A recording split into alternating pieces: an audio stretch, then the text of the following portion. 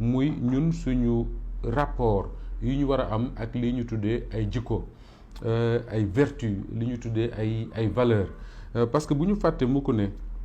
bi gayndey Sénégal yi gagné Coupe d'Afrique bii ñu weesu ba ñibbi fii ci Sénégal bi président Macky Sall yëkkatee ku ci nekk ñoom mu jox la 50 millions may la ñaari kër Sénégalais yëpp dañ ne mérito nañ ko parce que ñoo gagné coupe bi waaye tamit yokk ci ne mérito nañ ko parce que gaynde yi dañoo wane jom dañoo wane fit dañoo wane ngor mais li xew nii ci réew mi quelque part dafa mel ne ñun dañ ci gaynde yi rek wala bokk ci ñu armée bi wala ñu mel noonu en tout cas la ñu war a xaar ngor la ñu war a xaar fit la ñu war a xaar jom li tax ma wax ko mooy dañu am benn classe politique boo xam ne bés bu yàlla sàkk ñu poser ay actes yu doy waar yoo xam ne finalement da nga naan ñii est-ce que ñoom li ñuy bëgg Sénégalais yi dem fa parce que Sénégal du développer mukk du jëm mukk kanam tant que ku ci nekk ci ñun jàppul ne responsabilité bi nekk ci ndodd kenn ku mënti doon mooy def la nga war a def ca fa nga ne mais malheureusement li ñu gis ci suñu classe politique bi depuis yàgg na fi nag mais depuis fan yi moom dafa mel ne ñoom li ñu doon wax Sénégalais yi il y a quelques jours naan nañu sargal suñu gaynde yi parce que dañoo am jom dañoo am fit dañoo am ngor dañoo défendre seen dignité ba indi coupe bi dafa mel ne ñoom boolewuñ ci seen bopp ñoom classe politique boobu la ndaxte ku gis acte bii nga xam ne moom la Bamba Fall posé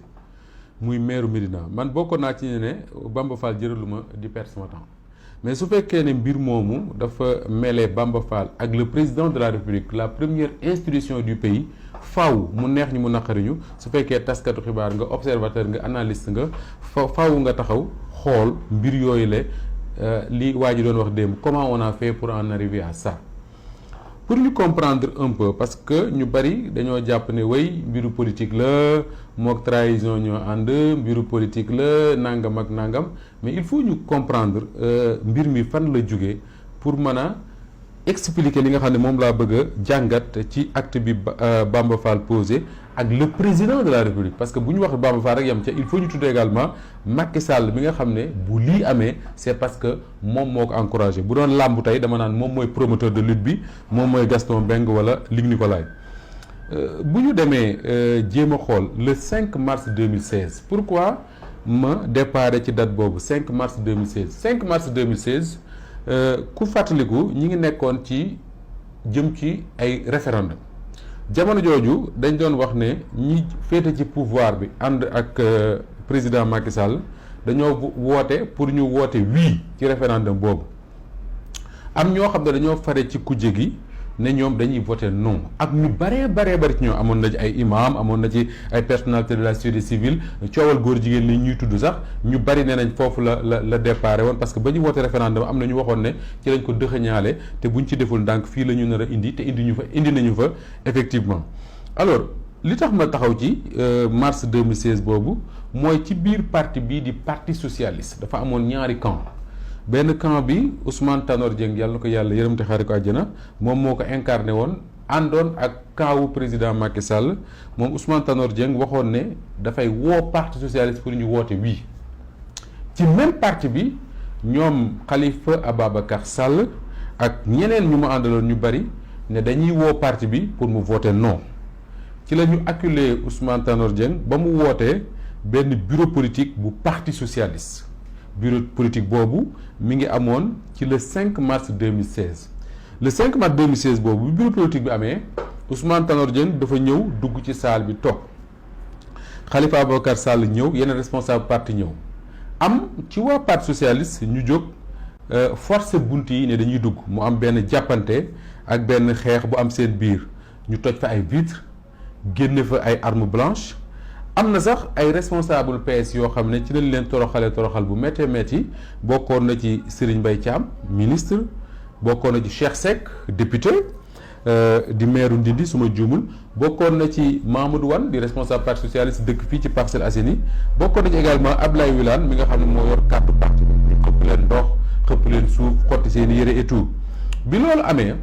le parti socialiste dañu porter plainte au niveau de la division des investigations criminelles bi ñu porté plainte tout de suite enquêtes yi ciblé camp wu Khalifa Sall alkaati yooyu nekk ci DIC ci jamono jooju jot nañoo déglu Birakan Ndiaye nga xam ne moom moo ne woon directeur de cabinet non directeur de cabinet bu Khalifa Ababacar Sall moom moment boobu Khalifa Sall nekkoon maire Ndakaaru déglu woon nañ ci ku mel ne Pala Samb di maire Point E déglu woon nañ ci ku mel ne député Aminata Diallo déglu woon nañ ci également Ousmane Tanor Dieng ak yeneen responsable PS mais déglu woon nañ ci noo bu jar a jàpp muy Bamba Fall. Pourquoi? Parce que en janvier 2017 affaire yi mi ngi am mars 2016 janvier 2017 Bamba Fall ak juróom-ñeenti nit yu bokk ci parti socialiste alkaati yi ne leen nit bokkoon na ci Birakan Ndiaye bi ma tudd sànq bokkoon na ci Bassirou Samb dëkk fii ci Grand Yoff nekkoon chef de cabinet wu Madiop Diop Bassirou Samb sax léegi adjoint au maire la bokkoon na ci également Cheikh Tidiane Sall bokkoon na ci Malick Kébé Cheikh Tidiane Sall mi di jarbaat ci Khalifa Ababacar Sall en tout cas neveu jarbaat wala doomu magam wala doomu rakam wala doomu jigéenam en tout cas neveu la bu Khalifa Sall bokkoon na ci également benn waay bu ñuy tuddee Amath Diouf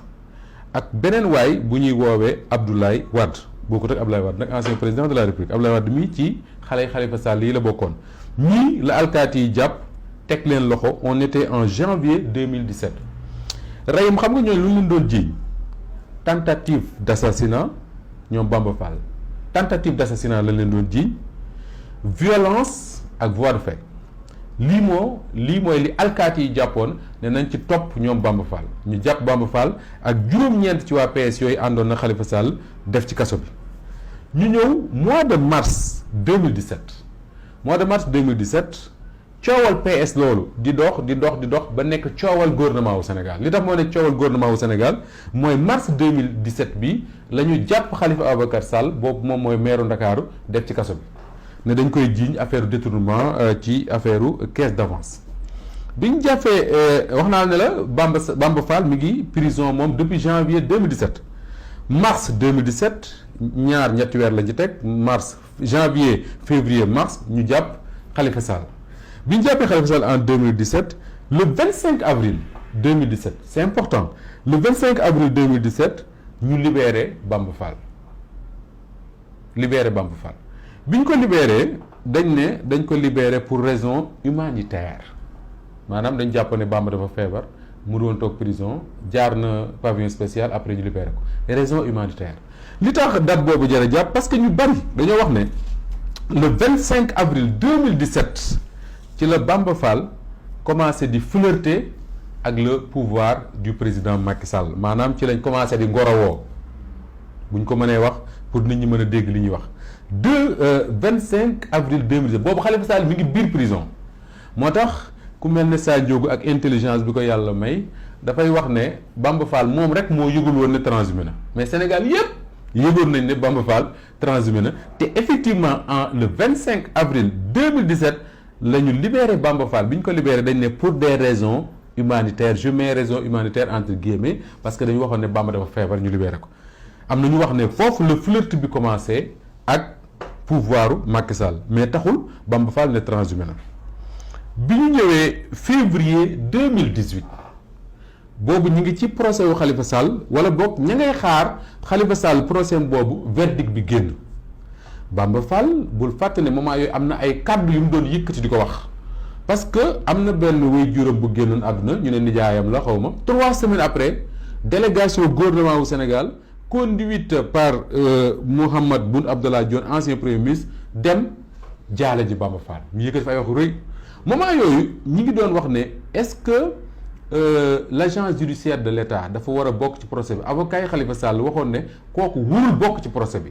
parce que état wu Sénégal du victime ci procès bi Bamba Fall mii yëkkati kàddu ne agence judiciaire bu état dafa war a bokk ci procès bi yaa ngi dégg baax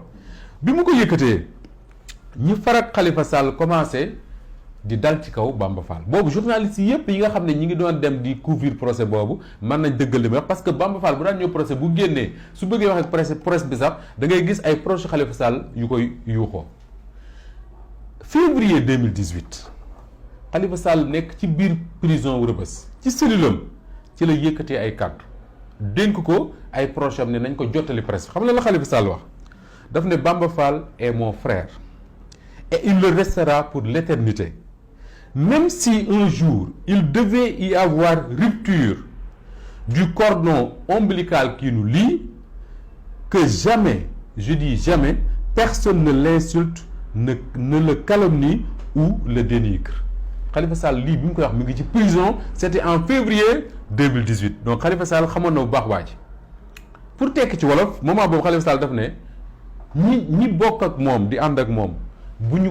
yëkkati benn kàddu bu ñaaw jëme ci Bamba Fall même su fekkee ne mu jàpp ne Bamba Fall frère am la rakkam la te loolu du mës a dañ ilaa yow mi diini mu ne même bu fekkee ne moo Bamba Fall dañoo tas Bamba Fall dem yoonam cordon ombilical bi nga xam ne mooy dox ci diggante yaay ak doom même bu fekkee dafa dagg bu kenn yëkkati kàddu bu ñaaw bu gën a ndaw di ko jëmale ci Bamba Fall donc Khalifa Sall su ñu demee ba mu génn prison àddunay dox ba ñu ñëw ba 2022 Khalifa Sall bokk ci benn coalition bu tudd Yewwi Askan Wi waaye Yewwi Askan Wi war a investir seen candidat à la Médina ñu ne Bamba Fall mooy le candidat sortant ñu bari jàpp ne moom la ñu investir ñoom Khalifa Sall ñii wax ne investir uñ ko c'est parce que déjà Khalifa Sall xamoon na ne Bamba Fall mi c'est pas un homme sûr comme ni ñu koy waxee te réew mi nag ndegam ñun ñii di ay journalistes toog suñu bureau yii ñoo mën a xam ni nit ñiy gisantee guddi di waxtaan waxuma laa ku mel ne Khalifa Sall nekk ci état pendant des années et des années waxuma laa ku mel ne Ousmane Sonko waxuma laa ku mel ne Malick Gakou et cetera donc ñoom tey jii l'histoire leur a donné raison que ni il avait raison ni ñoom du ñu investir Bamba Fall à la Médina mais teewul Bamba Fall fexe ba ñu investir ko kan moo ko investir dafa dem abbi turu waa gëm sa bopp Bougane Gueye Dany dem ci élection méritam mooy Bamba Fall bi mu demee ci élection yooyu da koo gagné bu leer raw ngandi coalition muy coalition Benno Bokk Yaakaar ak coalition Yewwi Askan Wi foofu débat day am mooy lan moo tax Bamba Fall gagné à la Médina man dama jàpp ne su fekkoon ne ci bilan rek lañ ko teg Bamba Fall mën naa bañ a faluwaat parce que gisuma mu présenté fu bilan boo xam ne Moussa Sy mënu ko présenté aux Parcelles wala je ne sais pas Santé Agne présenté ko Sicap wala Samba Bathily présenté ko Ouakam wala Diouf Sarr présenté ko Yoff mais teewul en tout cas Bamba Fall gagné na ku bëgg a jàpp ne bilan moo tax mu gagné bu la neexee mais man jàpp naa ne li ko tax mu gagné bokk na ci zone bu mel ne Médina les gens ont vu arrogance bi nga xam ne moom lañ doon dépenser de l'argent si waa Benno Bokk Yaakaar yi pour gagner cette élection là nit ñi teg nañ seen bët et ñu bari dañoo amoon sentiment que ni dañoo bëgg a noot Bamba Fall jël mairie bi te teguñu ko fenn fu lu seen alal bokk ci nag nit ñi à travers la liste de Benno Bokk Yaakaar ils ont sanctionné le régime de Macky Sall man loolu laa wax depuis toujours ils ont sanctionné le régime de Macky Sall parce que su fekkoon ne bilan rek la wax naa ne la am na ñu am bilan comme Bamba Fall gars yi doon na leen ñu daanu su fekkoon ne profil wax dëgg yàlla bu ñu waxee rek te naa fekkuñu Cheikh Ba bu caisse de dépôt et de consignation profilam pour jiite mairie Médina du moroomu Bamba Fall dañu waxante dëgg rek bu dee profil rek la du moroomu Bamba Fall mais teewul Bamba Fall moo gagné et c'est son mérite mais léegi gagné na élection yi jeex ray matagul 3 semaines Bamba Fall jël ay bagaasam ak li mu amoon yépp takk ba mu dëgër yeew ay tànkam dem jébbalu ci président Macky Sall est-ce que loolu du trahison bu ñu jëmee électeurs yi nga xam ne ñoom ñoo ko voteel te gisoon à côté une liste de Benno Bokk Yaakaar boo xam ne ko ko jiite moo gën profil fuuf Bamba Fall man jàpp naa ne c'est une trahison autant dama naan muy waa Yewwi Askan Wi muy waa ñeneen amuñu droit wax dara Bamba Fall mais autant waa Médina am nañ droit Bamba Fall rendre leen compte parce que quelque part am na en tout cas une partie de waa Médina Bamba Fall trahir na seen vote ba mu demee jébbalu ci président Macky Sall te loolu mooy li am alors mu am ñaar yu taxaw moo di ne dafa am ñoo xam ne dañoo jàpp ñoom ne non de toute façon mbir mi mbiru politique la et que politique transhumance yàgg na ci donc Bamba Fall il n'a de compte à rendre à personne fu ko neex dem am na ñu wax loolu am na ñeneen ñu dégg ñu ma dégg ñu naan way Macky Sall génie la ci wàllu politique parce que xam na ne Bamba Fall gars yi mu tegoon Médina ñoom ñëpp mooy ëpp doole te su fekkee dafa bëgg a gagner aux élections législatives de juillet bii ñu jëm à Dakar il faut mu am ku mel ne Bamba Fall ma ne loolu amul génie politique Rahim signature bi Macky Sall yor ak kees gi mu yor palais man mii su ma ko yoroon nekk génie su ma ko yoroon nekk génie gis nga kees googu man ñi ngi naan 9 milliards la xaw ma en tout cas il a des fonds politiques yoo xam ne il les utilise wala boog da koy dépenser ci nu mu ko neexee kenn du wax fonds politiques yooyu man dama naan buñ ci jëlee jox gayndey Sénégal yi amul problème parce que le mérite buñ ci jëlee fekk ay entreprise ci réew mi mii même ay entreprise privée yoo xam ne ñi ngi nekk ci ay jafe-jafe Macky Sall jël ca jox leen pour ñu mën a fay salaire wala ñu mën a dundaat amul benn problème mais su fekkee ne kees googu dafay servir pour di jënd ay élus jëlee leen ci ñi leen fal ñëw teg leen seen wet dama naan ku ne génie politique la da nga ñoo bëgg a fontoo rek mais loolu génie amu ci kuñ ko jox nga def man de bu ñu ma ko joxoon jox ma kees gi mu yor jox ma signature ma def li mu def te ñuy wax loolu dañoo fàtte ne quand même élection président Macky Sall pour mu nekk président de la République du Sénégal ça ne date pas du siècle dernier c'était en 2012 xale yi ci juddu woon ba léegi ñu ngi fii di dox seen soxla dara amu fi luñ mën a fàtte te président Macky Sall moom la lan moo taxoon Sénégalais yi fal ko Sénégalais yi faluñu ko parce que daf leen waxoon ne bu faloo dina tabax benn TER waxu leen ne su ma faloo dinaa tabax benn stade bu yanj mu mucc ayib macha allah tuddee ko stade du Sénégal waxu leen moom su ma falee dinaa tabax arena su ma faloo naa defar BRT daf leen ne moom président Macky Sall réew mi ni ko Ablaye Wade yore ak ay mbokkam dafa jéggi dayoo ci ñaawteef mu ne su ma ñëwee dinaa delloo république bi dignité am su ma ñëwee dinaa gouverner ak vertu su ma ñëwee dinaa mettre la patrie avant le parti sénégalais yu bari ne kii mooy ki ñu doon wut parce que li ñu soxla du kuy tabax di dem parce que Ablaye Wade daa koon tabax ñëpp mais li ñu soxla mooy jikko yu bon yi nga xam ne dañoo jàppoon ne ca Diouf ca Wade demoon na ba mel ni mel te gënoon a garaaw ci Diouf jikko yooyu la ñu ne nañu fexe am koo xam ne dina rafetlaat jikko yooyu ñu jàppoon ne Macky Sall dina ko rafetal même Macky Sall mi moo ñëw fii ci Walfadjri en 2012 fekk ñu jëm élection présidentielle mu ñëw fii ci Walfadjri taxaw toog Pierre-Edouard Faye toog ci ndeyjooram Georges Nesta Diop toog ci càmmooñam ñu ne ko président wala boog candidat wu APR wala bu Macky 2012 dañoo gis ne Ablaye Wade bi mu faloo ba léegi Sénégal dafa am lu leen metti lool mooy transhumance nit ñi di jaay seen bopp di dem di fekki partem Macky Sall wax ne transhumance lu ñaaw la te moom du nekk mukk promoteur transhumance yokku ca ne mais nag dafa am parti politique te ko am parti munoo wax ne damay tëj bunt yi kenn du ñëw ñu ne ko wax nga dëgg de Sall mu ne waaye su ma nekkee président képp ku bàyyi sa parti ñëw sama parti ca ginnaaw ngay nekk da ngay rang ca ginnaaw waa rang ca ginnaaw mooy Bamba Fall ñëw transhumé jaay la boppam nga fal ko ministre conseiller alors que au même moment y a des gens de l'APR yoo xam ne depuis 2012 ñi ngi daw ci nomination mënuñu koo am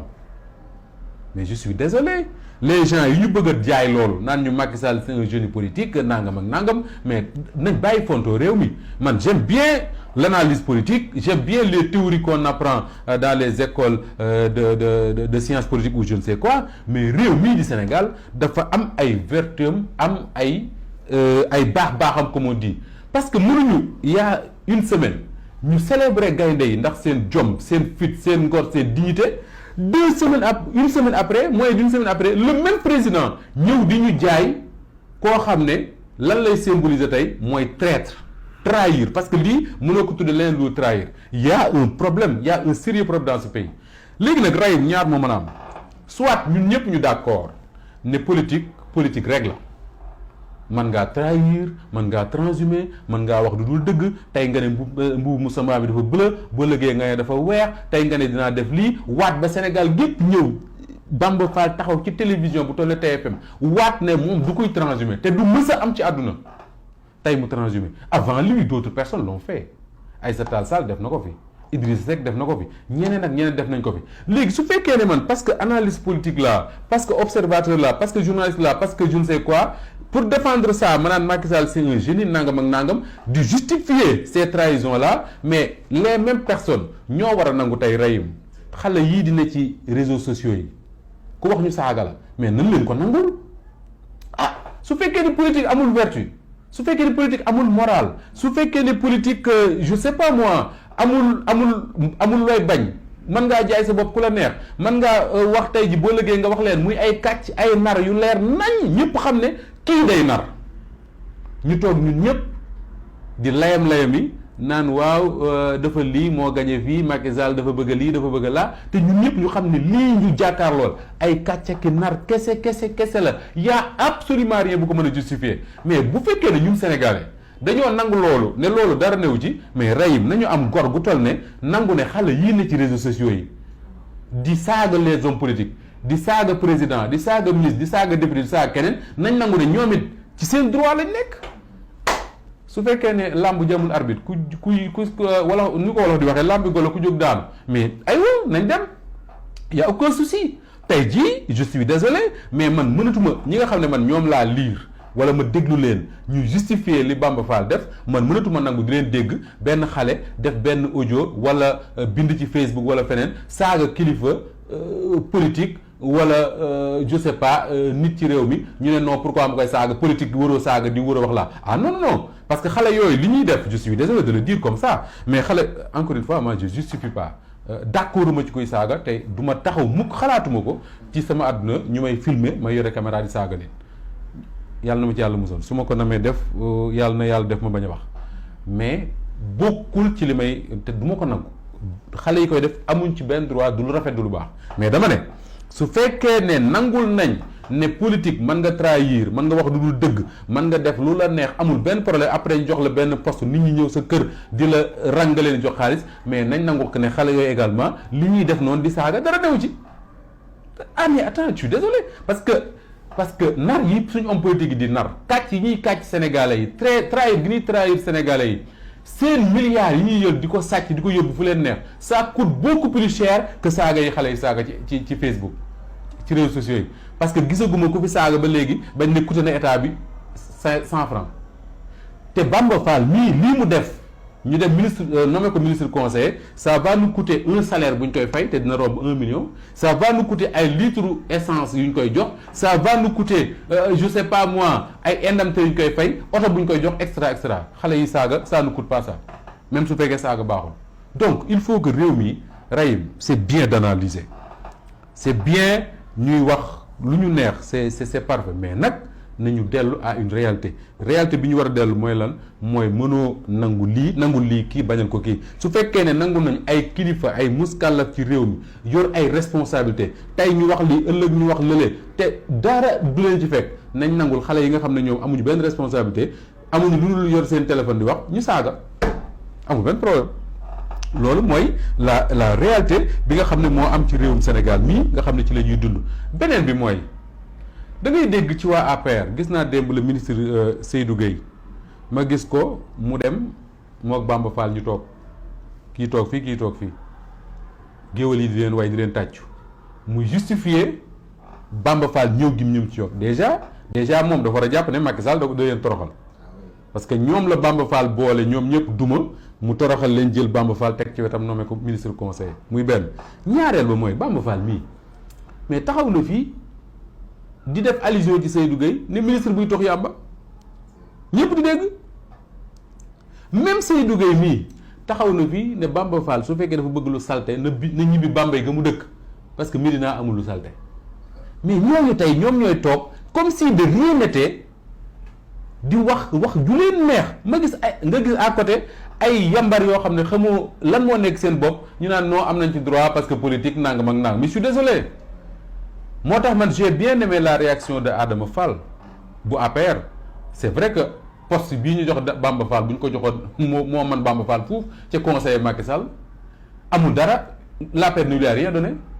te pourtant depuis le début il est avec le président Macky Sall mais boo ko déggee wax da ngay xam ne li tubaab di wax la coupe est pleine c'est-à-dire que xol bi fees na bu mënatu ko téye mu ne ñoom mënatuñu nangu Macky Sall di continuer di leen humilier parce que Macky Sall bi muy ànd ak ñoom man Macky Sall c'est le seul leader politique au Sénégal Rahim boo xam ne yàlla def na ànd naa ak moom au moins ñetti yoon wër Sénégal ànd naa ak moom séjour lu mat ñaari fan Fuuta dëkk bu nañu dem fa ànd naa ak moom séjour lu mat daanaka une semaine Saalum gii ñu dem Ndukkumaan gépp Siin Saalum wër fépp ànd naa ak moom Ziguinchor wër Casamance te à l'époque ñi ko daan topp contrairement ak ñu lu bari xalaat que ni APR ñi fëpp waa PDS la am na waa PDS yu bàyyi ànd ak moom mais bari na ay cadres yoo xam ne ils ont rejoint Macky Sall après jóge ci yeneen parti yu bokk te PDS mais également ñoo xam ne mësuñoo politique mësul am mais c'est parce que li leen Macky Sall doon jaay jaral na leen ko ñu dem ànd ak moom. man bi may doog a démarrer def ay émissions fii ci Walfadjri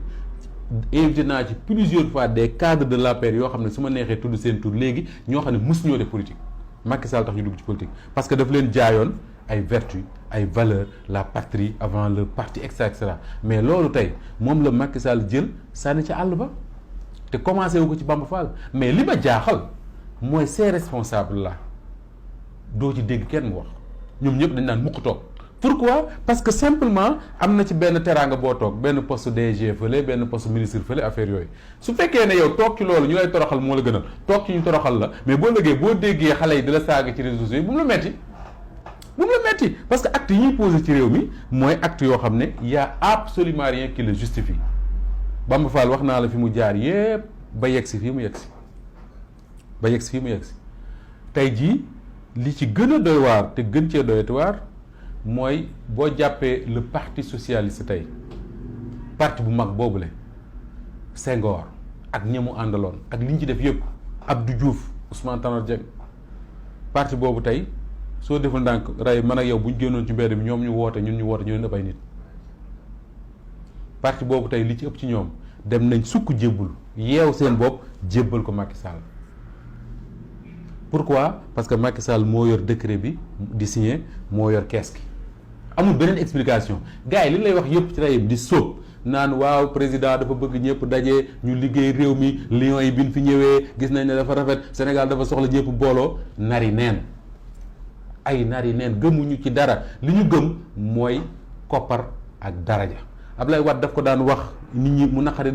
Sénégalais yu bari Abdoulaye Wade dafa mës a gëm ne moom Sénégalais soo ko bëggee téye rek daraja ak xaalis fi mu ne koo ci joxub oto jox ko passeport diplomatique mu yaakaar ne bu yàlla doon wàcc këram lay dal loo ko wax mu def te c'est les mêmes personnes ñooy ne ci médias yi di saaga nit ñi tey man su ma gisee ay nit dégg ñuy justifier li Bamba Fall ak Macky Sall def dama naan mais ñi xanaa du ñu ma fi doon gis il y a quelques jours alors la conclusion de tout ça parce que ni ma koy waxee saa su ne rek tey moom li ma bëgg mooy fexe jéem a am quelques personnes yi nga xam ne dinañ mën a àggale seeni message mais la leçon qu'on va retenir de tout ça mooy dégg naa suñu benn naataangoo wax ko bërki démb mu ne la classe politique au Sénégal soo leen boolee ñoom ñëpp moom ci ay waxam ci chiffre yi mu yor nee na waruñu mat 4000 yooyu di xëy suba ba ngoon di fontoo 16 millions de Sénégalais ñu bàyyi leen ci c'est parce que ñun la neex ñun rek la neex affaire bi du doole du xeex du génn ci marche mbedd bi di marche du taal ay pneu du yàq yu fi jàmbur xam nga affaire bi lan la suñu classe politique bii képp ku ci mënta jaar ci yoon wi ñu bëgg ñu wàcc la teg keneen aussi simple que ça te élection yi ñu jàll wane na ko que ne si on se mobilise ni ñu war a mobiliser woo ñi war a bindu yor ay carte bu wote jotee ñu dem vote ñibbi seen kër toog ku ñu fi bëgg a jële dana la fi jële ku ñu bëgg a teg dana la fi teg et su fekkee ne président Macky Sall yaakaar na ne avec Bamba Fall il va gagner les élections législatives à Dakar man je dirais pas qu'il se trompe mais gëw ma ko yàlla nag moo xam su fekkee ne jël ñoom Bamba Fall ak ñu mel ne moom ak ñëpp boole ci kaawam moo koy tax en 2024 mu présenté wu ci élection te dara ci xew ci réew mi man loolu gëw ma ko ku ko gëm nag am nga droit gëm ko mais en tout cas man ci sama xam-xam bu gàtt gëw ma ne mbir yi noonu la nar a yombee